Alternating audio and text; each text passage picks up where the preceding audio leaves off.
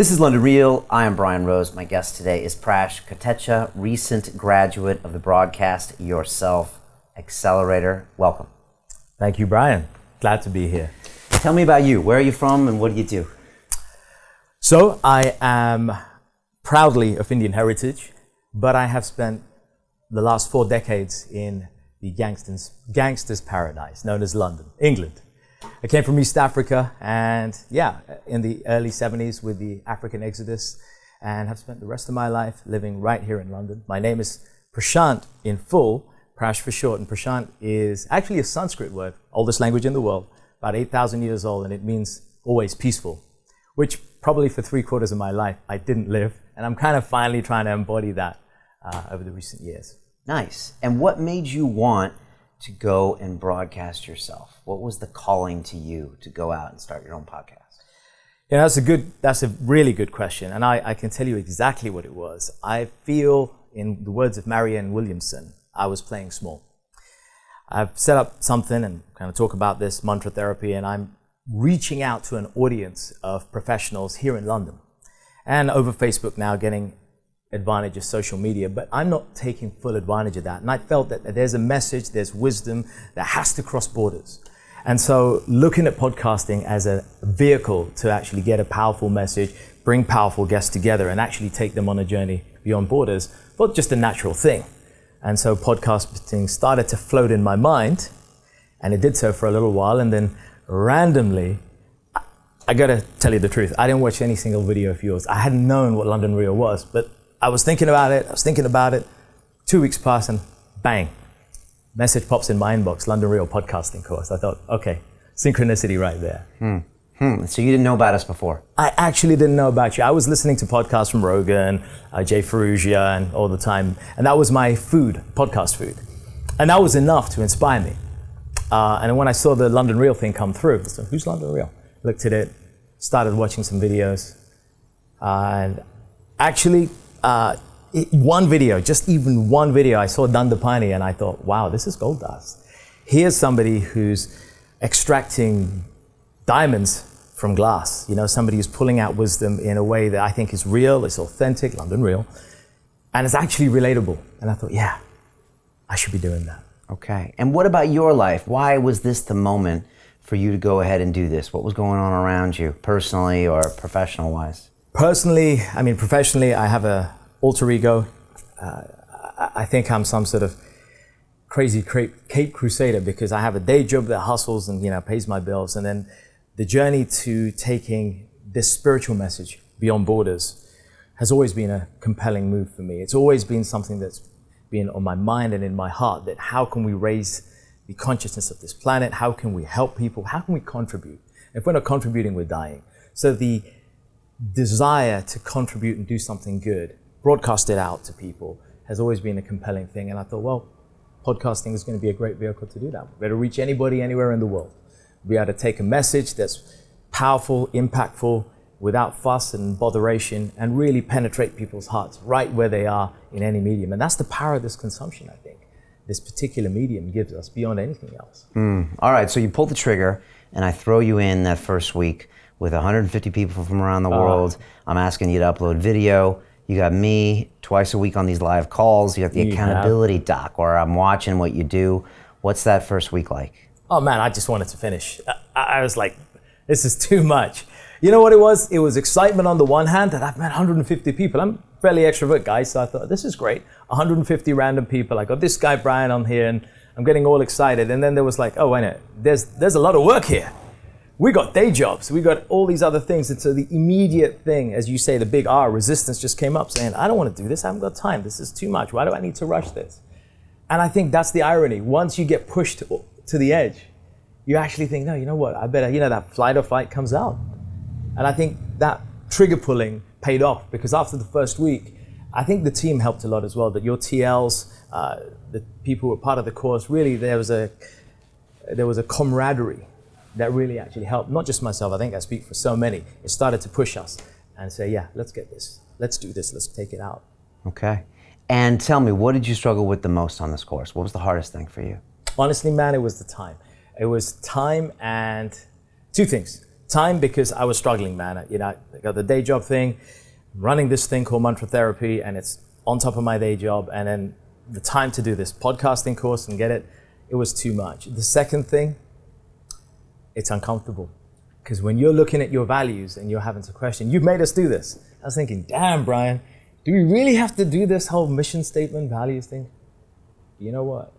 It was a revelation. It's an eye-opener because it forces you to get uncomfortable and look inside yourself. Demons come out. You have to weed out your ego and look at your heart and see why you're really doing this. And I think that's what happened. So it was uncomfortable. Those were my two resistances. But they faded over time.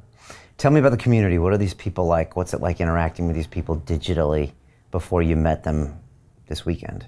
Well, you know what? It was actually easier than I thought it would be.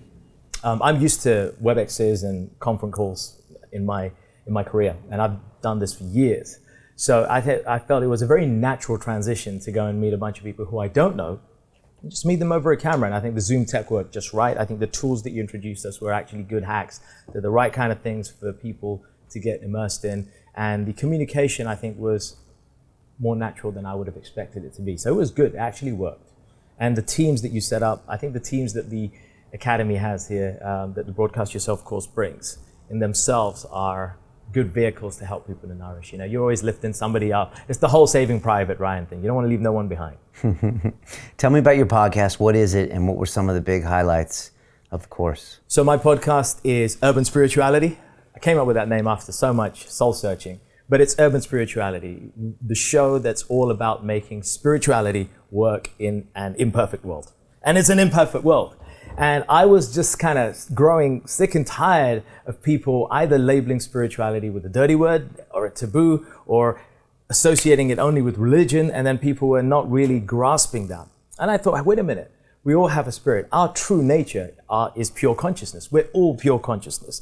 Therefore, spirituality is our essence. We just need to take the spiritual word, spirituality, and allow that to help us connect with our true essence, because that's what we're about. You know, if we're not happy and connected to our true essence, then how can we align ourselves with happiness? People chase happiness. They should be chasing peace, which comes from alignment with our spirit. Urban spirituality is the birth child, therefore, of something that takes authentic dialogue, unfiltered conversation with real people who've been on journeys, and just allows them to express spiritual tools that give you spiritual tools, traits, and abilities to be able to inject this into people's daily lives. And I want it to be practical. So that's what urban spirituality is. It's an opportunity to get professionals to start taking bite-sized chunks of spiritual wisdom, embracing it, feeling it, living it, and sharing it with other people. And what's something you're most proud of? Maybe a recording or a connection with someone or a comment? Like what was a big moment for you over the course? It has been a number of the interviews that I did, actually. People really did open up, and you were right about that one. You sit them in the chair, and I had a few in the chair, and there's nothing around but the four walls and you. Stuff starts to come up, stuff that you don't expect. And I think the authenticity that comes out in that conversation, because there's no cell phone, there's no distraction. You have to be present to that guest. And I think that is the tragedy of this modern age. We're missing that. So the authenticity that comes out in people's true feelings and realizations, for me, was the big, the big observation during this journey, that people really can open up, they can share wisdom. You just need to create a space for them to be able to do that, a platform. And that's what podcasting is. That's what urban spirituality, that's what London Real is doing, creating that platform to allow people to express beyond what they normally do. What's it like meeting these people in person here in London? All these people you kind of got to know, maybe very well, but they've just been a two-dimensional, image before. It was a great joy. I think a few people said it, man. You meet people you haven't seen for, you're seeing remotely. And they're like long lost friends. You just give them a big hug. You say, where have you been all my life? Right here. And there's a camaraderie. I think it's that feeling that we've been through trenches, and you put us through trenches. They were good trenches. And the resistance that you put us through was healthy for us. And that built that camaraderie. And I think that people's true spirits over a period of time naturally come through. And people's egos dwindle. Their real self comes out. And when you meet that person face to face, the connection's already there. It's been created right there, and it comes out, Beautiful. Beautiful, really good. What's going to happen over the next 12 months? You're still going to be with your group. You're accountable. You're going to have these monthly calls. But what are your plans for this podcast? Good question. So my plans are, the monthly calls are going to go on. We're going to keep people accountable, as you say. My plans are to now take what I started, this independent, spiritual-driven community, mantra therapy, which I started 8 years ago. 10,000 people now have experienced it, which couples live events, workshops, retreats, and now bolt that on to take it beyond borders. From London, where it's based, where most of our people come and where we take people to retreats in Europe, now's the chance to take a podcast, spread that message beyond borders, and see that message grow so that the podcast grows, the quality and the quantity of guests who have powerful and diverse spiritual messages also grows. We see that journey over the coming year, which will hopefully turn into podcasts, future events, special events or retreats with some of the guests, and an opportunity and a platform for people to share their talents and skills much wider than the UK. And what about Prash? How is he different? If we walked out on the street and bumped into the guy that didn't take this course? I'm less of an asshole. I'm still an asshole in some way, for sure. I'm sometimes my own worst enemy. In the Bhagavad Gita, ancient Bhagavad Gita, Lord Krishna says, for one who has learned to control the mind, it is the best of friends. But for one who hasn't, it's the worst enemy. So sometimes my mind's my worst enemy. But allowing myself to get beyond my comfort zone, and that's what this podcasting was. Make no mistake, for me, A, the Indian inside me doesn't want to spend money.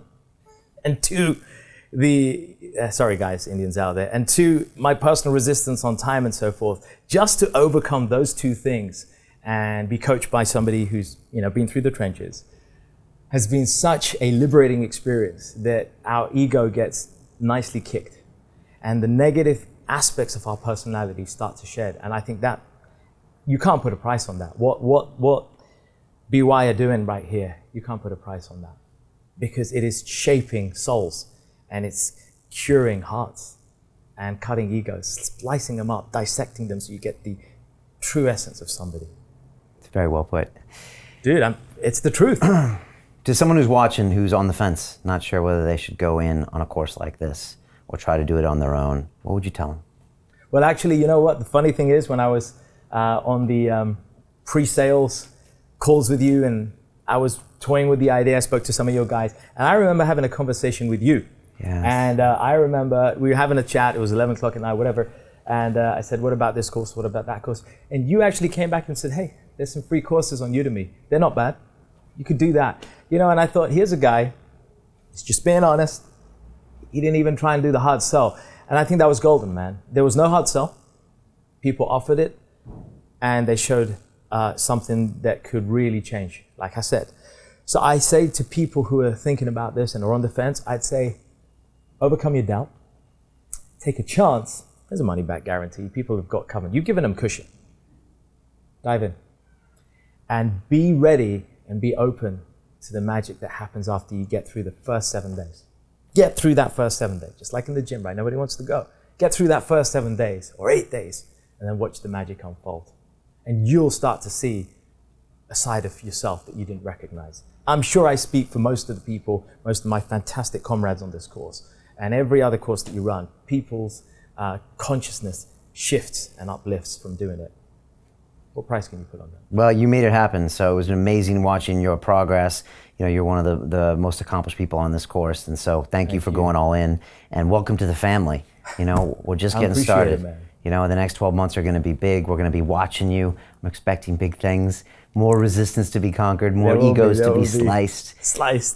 But again, I appreciate your energy, and obviously you need to share that energy with the world. You got a great vibe, so let's just go make this world a better place, all right? We're going to do that one podcast at a time, one authentic soul at a time, and we'll take this message and create a tribe that together can make a transformation on this whole world.